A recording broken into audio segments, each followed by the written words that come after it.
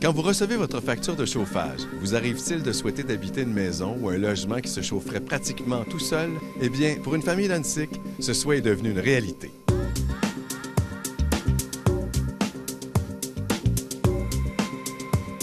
On est dans une maison qu'on a choisi de bâtir de manière éco-responsable et avec une efficacité énergétique la plus importante possible. Donc on est allé chercher des certifications pour ça, donc la certification LEED et la certification Passive House.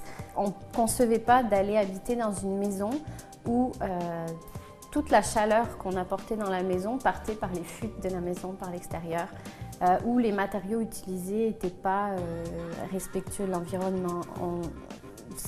Pour nous, c'était vraiment juste une logique dans la continuité de notre réflexion. Ça ne pouvait pas être autrement. On culpabilisait trop d'aller dans une maison standard. Le couple a d'abord dû trouver une maison à rénover dont la cour devait être orientée vers le sud. Ensuite, les travaux ont été confiés à un entrepreneur spécialisé dans ce type de construction. Moi, je pense que c'est très important. C'est un défi et puis c'est le plus haute efficacité énergétique qu'on peut atteindre en termes de bâtiment. Alors pour moi, c'est un défi, ça fit avec mes valeurs.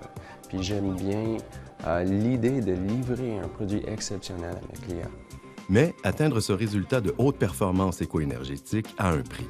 Il faut prévoir des coûts supérieurs d'environ 20 % comparé à une construction conventionnelle. Quelles sont les étapes qui transforment une maison traditionnelle en une maison super performante au plan énergétique? Super isolé, c'est isolé par l'extérieur. À place, comme ça, on n'a pas de pont thermique, on n'a pas de place où on peut perdre de chaleur. Alors l'isolation, c'est tout à l'extérieur du structure de l'enveloppe. Comme ça, c'est comme si on met un gros manteau autour de tout l'existant, à la place de juste isoler entre les espaces de murs. On a changé toutes les fenêtres dans la maison. Alors, on a fait des nouvelles ouvertures vers le sud pour capter plus des gains solaires. Pas trop, mais juste assez pour garder une maison chauffée pendant l'hiver, mais pas super chaud pendant l'été. Puis on avait mis des volets pour couper le soleil l'été. Puis on avait aussi réduit les fenestrations vers le nord pour empêcher des pertes de chaleur vers le nord. On a besoin d'un petit peu de chauffage, comme 1/10 d'une maison standard. Mais la maison est pas mal chauffée par le soleil qui rentre par les fenêtres, par les occupants, quand ils cuisinent. La chaleur reste dans la maison. On a le système de ventilation qui fournit de l'air frais en continu toute la maison, puis évacue l'air vicié vers l'extérieur. Alors, on est sûr d'alimenter une maison avec l'air frais continuellement. Alors, la qualité de l'air dans la maison est de très, très bonne qualité. Ça passe dans les filtres HEPA-filtres avant de passer dans la maison. Alors, c'est génial. C'est pas plus payant qu'un autre type de construction, mais c'est plus intéressant, puis le défi, c'est exceptionnel.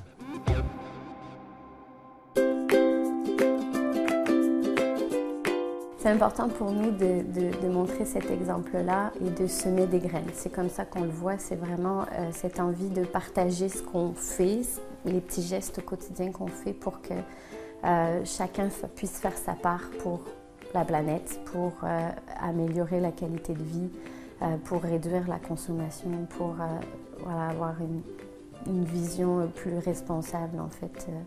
Il y a trop de trop. Et donc, on essaye vraiment de montrer l'exemple. Que faudrait-il faire pour que les maisons de ce type se multiplient? Le gouvernement ne soutient pas suffisamment ce genre de projet-là. On ne va pas, nous, forcément aller chercher cet argent-là, mais je pense que si les gens... une petite motivation supplémentaire financière, effectivement, aiderait certaines personnes qui sont encore dans l'hésitation et ça leur permettrait de faire ce pas-là pour leur maison. Hydro-Québec, par exemple, pourrait vraiment faire des efforts supplémentaires pour aider dans cette démarche-là. Je pense qu'ils ont le mandat pour aider, mais à part rembourser 15 ampoules électriques à 10 $, il n'y a pas vraiment grand-chose qui est fait de la part d'Hydro-Québec. Et pourtant, cette maison-là consomme vraiment, vraiment beaucoup moins qu'une maison standard. C'est possible, mais c'est sûr que ce n'est pas dans leur intérêt financier.